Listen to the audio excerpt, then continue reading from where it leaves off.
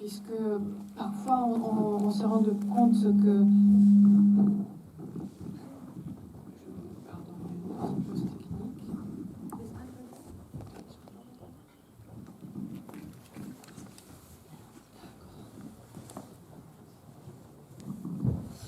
Alors, oui, c'est bon. Puisque il y a aussi la question des langues. C'est pas toujours évident de faire la différence entre ukrainien et russe, et surtout quand les sous-titres sont en français. Donc, si jamais vous n'avez pas compris quelque chose, n'hésitez pas à nous en parler aussi. Nous sommes là pour ça. Merci beaucoup, Daria et Marina, pour ces très beaux films.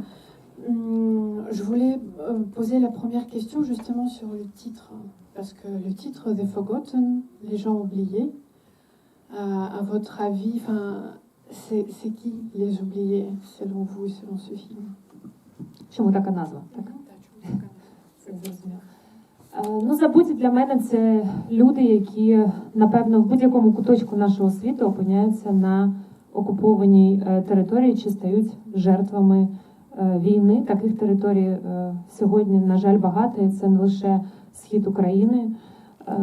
Це люди в моєму фільмі, які опинились на цих територіях, але це також і переселенці, біженці. Проблема також знайома для Європи. Да? Говорять багато про біженців з Сирії, наприклад. Я живу вже 15 років майже між Німеччиною і Україною. Я пам'ятаю, коли почалася така велика хвиля біженців з Сирії, якось тоді всі припинили говорити взагалі про війну в Україні. В нас тільки всередині країни майже 1,5 мільйона також біженців. Всі ці люди для мене в тому чи іншому сенсі забуті.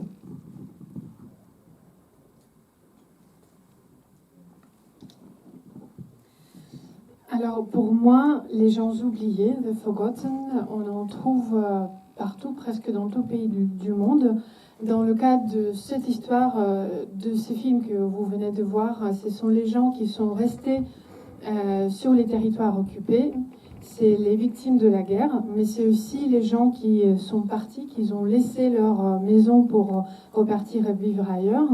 Mais pour moi, les oubliés, c'est pas seulement les gens qui venaient de l'Est de l'Ukraine. C'est aussi les gens qui viennent de tous les territoires en guerre, en conflit militaire.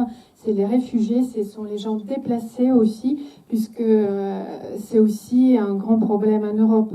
Moi, je partage ma vie entre l'Allemagne et l'Ukraine depuis 15 ans. Et je me rappelle très bien que quand le conflit en Syrie a éclaté, on a tout de suite arrêté de parler de la guerre en Ukraine, puisqu'un problème a totalement mis à l'ombre un autre problème dans un autre pays. Et pour tout vous dire, il y a à peu près 1,5 million des gens déplacés, des gens réfugiés en Ukraine, intramuros. Et donc, pour moi, ce sont les gens oubliés, justement.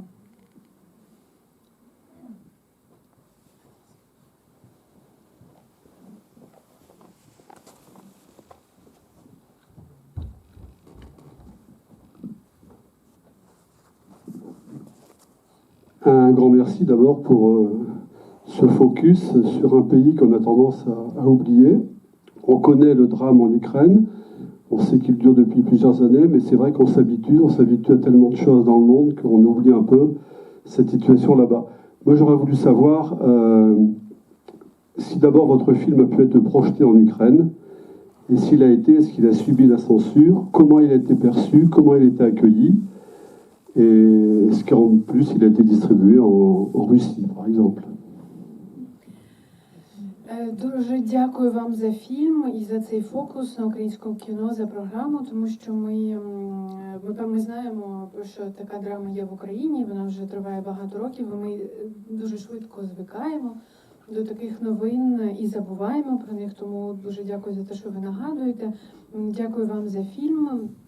Питання про те, чи був показаний фільм в Україні, чи був він в Україні цензурований, чи яка була реакція людей в Україні, і чи був він показаний, наприклад, у Росії? Дякую за запитання. Фільм був показаний в Україні. Ми мали прем'єру на нашому найбільшому міжнародному фестивалі в Києві «Молодість». Після цього фільм вийшов в кінопрокат. Це був самий розгар пандемії, тому можу сказати, що це був не дуже широкий прокат, але також фільм доступний на VOD-платформі в Україні. Я задоволена в цілому відгуками. Для мене, я більш за все хвилювалася, скажу вам чесно, через що. Я хвилювалася, як його сприймуть хлопці військові.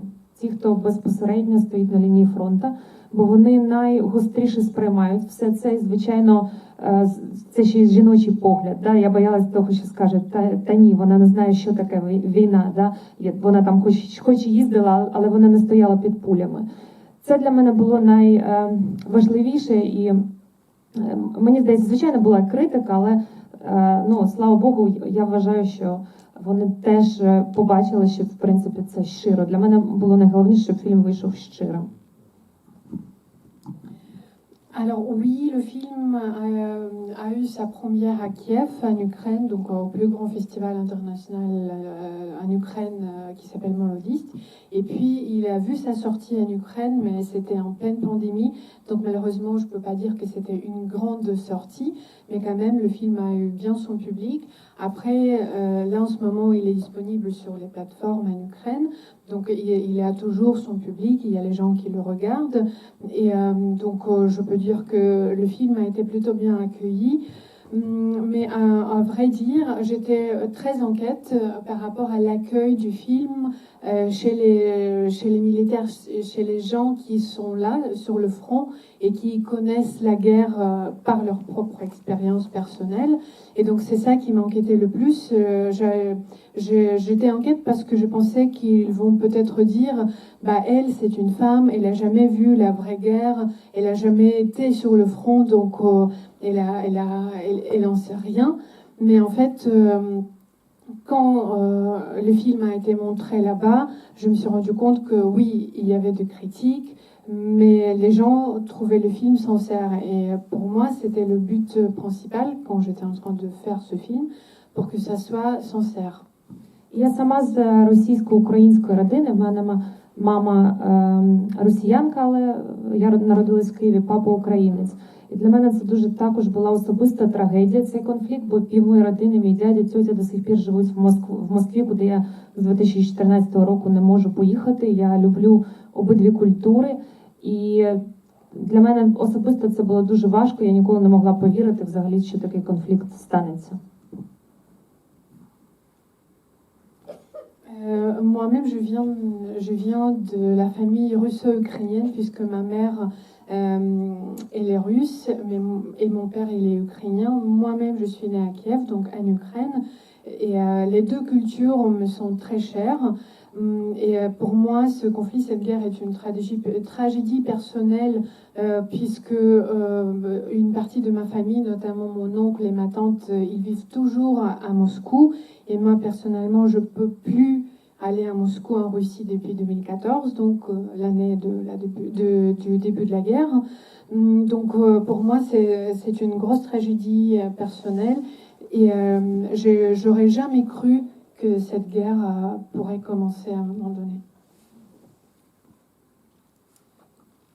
Est-ce qu'il y a d'autres? Oui.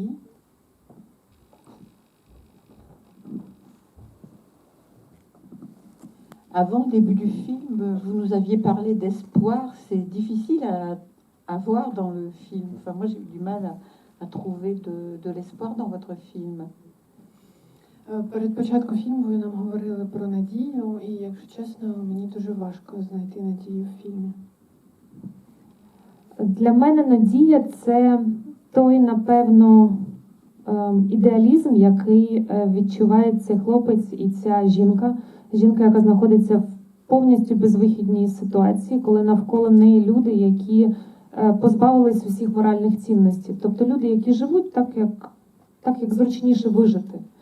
Для мене ця героїня Ніна, яку грає Марина, це жінка, яка не хоче просто якось жити. Вона хоче жити за якимись внутрішніми переконаннями. І зустріч з цим хлопцем, це для мене в якомусь плані є надія. Звичайно,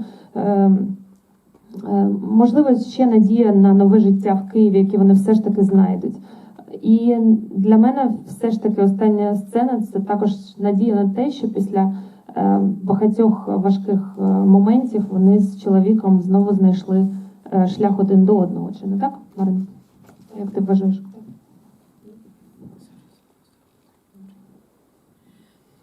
Pour moi, l'espoir dans ce film, c'est dans un certain sens l'idéalisme de ce garçon, de ce jeune garçon, puisque de ce jeune garçon d'une part et d'une autre part de cette femme totalement désespérée, puisqu'elle se retrouve dans un impasse personnelle, dans sa vie personnelle, mais aussi elle se trouve dans un impasse humain, puisqu'elle est entourée des gens qui vivent pour survivre, qui ne suivent pas leurs valeurs morales et qui ont le but de survivre et de vivre un peu n'importe comment. Et donc Marina, et le personnage qui Marina joue dans le film, elle a ses convictions, elle a ses valeurs et elles lui sont très chères. Donc pour moi, l'espoir, c'est dans cette rencontre entre Nina et ce jeune garçon, puisque c'est là où il y a le plus d'espoir. Alors, où est cette histoire? Où est cet espoir? Est-ce que c'est l'espoir pour leur nouvelle vie à Kiev, dans la capitale, qu'elles vont retrouver peut-être, ou peut-être dans les relations personnelles, ou peut-être dans les deux? C'est aussi pour moi, la dernière scène, le dernier épisode est très important, puisque peut-être c'est aussi l'espoir qu'avec son mari, ils vont retrouver le chemin l'un vers l'autre. Alors, c'était la question à Marina, est-ce qu'elle est d'accord avec cette dernière interprétation? Et je voulais aussi poser la question à Marina, puisque je sais que ce film lui est très proche et très cher. Je voulais savoir comment elle se retrouvait dans ce film, et est-ce que ce personnage de l'institutrice lui est proche? Питання до тебе, Марино, тому що я знаю, що цей фільм для тебе дуже близький і дуже рідний. Як ти опинилася в цьому фільмі, наскільки тобі близький цей персонаж, і яка історія у вас із Дарією поза фільмом, тому що я знаю, що ти теж з регіону, да, того там, де знімався фільм. Puisqu'en fait, pour information, Marina, elle vient de la même région, région de Lugansk où se passe ce film-là. Donc, c'est quelqu'un qui est très proche à cette histoire.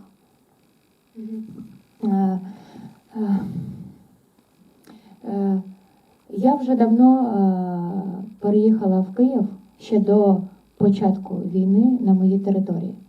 Тому, якщо чесно, я навіть і не уявляла до того часу, коли мені прислали сценарій, я його прочитала, і ми говорили з Дашою про те, що це дійсно життєва історія, що люди там так живуть в цей час.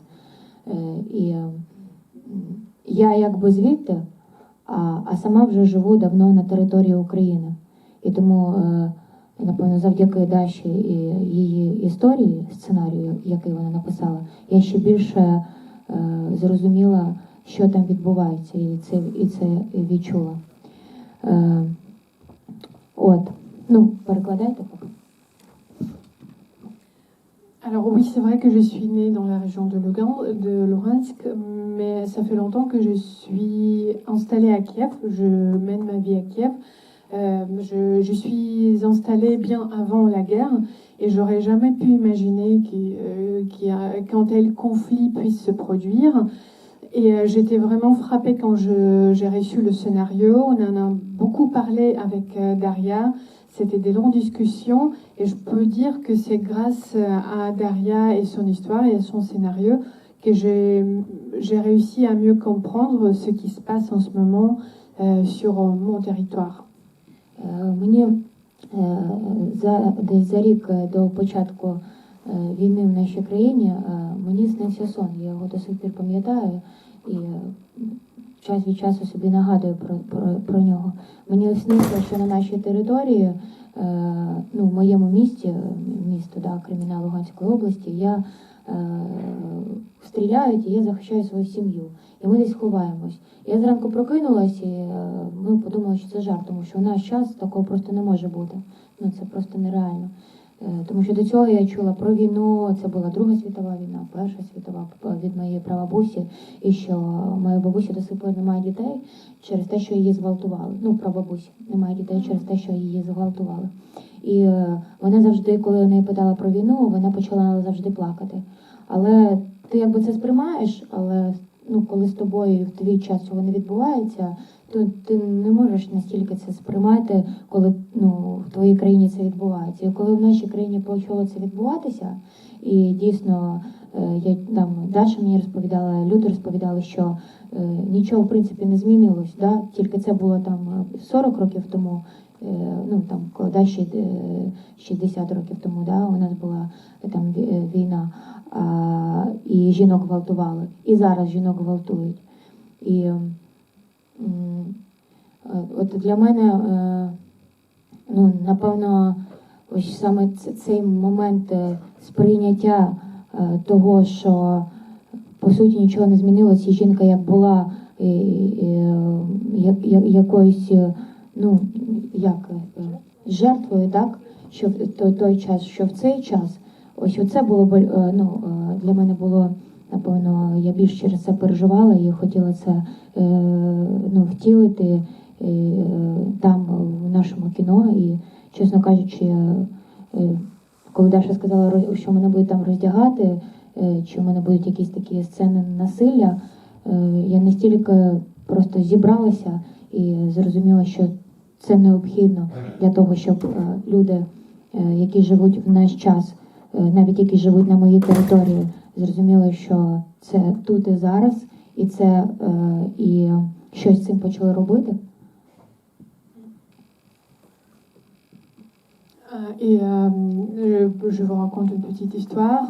Un an après le début de la guerre, j'ai eu un rêve comme quoi dans ma ville natale, il y avait la guerre, il y avait des gens militaires et comme quoi je défendais ma famille. Alors je me suis réveillée, je me suis dit, ça ne pourra jamais arriver dans notre pays, c'est irréel, il faut que j'oublie ce rêve. Puisque dans l'histoire de ma famille, il y avait la Première Guerre mondiale, la Deuxième Guerre mondiale. Je sais que ma arrière-grand-mère, elle a été violée pendant la guerre et c'est pour ça qu'elle a jamais eu d'enfant. Et tout le temps qu'on a commencé à lui parler de la guerre, elle se mettait à pleurer. Donc pour moi, c'était ça, une femme au milieu de la guerre, une femme victime. Mais en même temps, moi étant un enfant, quand j'entendais ces histoires, c'était quelque chose de très loin, hein, parce que quand toi, tu es dans ton pays et il n'y a pas de la guerre, et qu'on te parle de la guerre, tu te dis que c'est quelque chose qui est très loin et qui peut jamais t'arriver. Mais en fait, c'était pas comme ça. Et donc, quand la guerre est éclatée et Daria m'a proposé ce projet, j'ai lu le scénario et j'ai compris que il y a, peu importe, est-ce que ça soit la Première Guerre mondiale, la Deuxième Guerre mondiale, la guerre actuelle en Ukraine, une femme reste toujours la victime de circonstances. Elle se retrouve dans un milieu totalement horrible. Et donc, pour moi, c'était important que les spectateurs aperçoivent la réalité quand une femme se retrouve dans des circonstances totalement horribles. Puisque une femme, comme mon personnage, elle devient la victime. Et pour moi, c'était important que le public aperçoive qu'il y a la guerre qui se passe maintenant, en ce moment, aujourd'hui, dans mon pays, sur mon territoire, dans ma ville natale. Et c'est ce concept-là qui m'était très proche. Et quand j'ai lu dans le scénario comme quoi je devais être déshabillée, que je vais avoir les scènes érotiques, pour moi, c'était aussi la façon de montrer la fragilité d'une femme pendant la guerre. Я вважаю, що тут ще треба розуміти, що ми живемо в Україні як на пороховій бочці. Бо десь 10 днів тому Росія припинила стосунки з НАТО офіційні. Тобто, здається, це було останнього разу за Холодної війни, коли дзвонять в Кремль, а Кремль не бере трубку. Тобто не зрозуміли, що відбувається, і це було і Washington Post, і в New York Times, що зараз знову стягуються війська до кордону з Україною. Тобто весь час такі ігри, від яких не знаєш, чого чекати. Ні політики не знають цього, ні звичайні люди. І тому люди весь час живуть в стані цієї невідомості, що буде завтра. І здається мені, що і для Європи ця ситуація дуже і дуже неприємна, бо всі ми пов'язані, і тут Україна є таким, якби, посередником в цих стосунках, чи може такою розмінною монетою. І це не дуже приємно жити в відчутті того, що ти є розмінною монетою.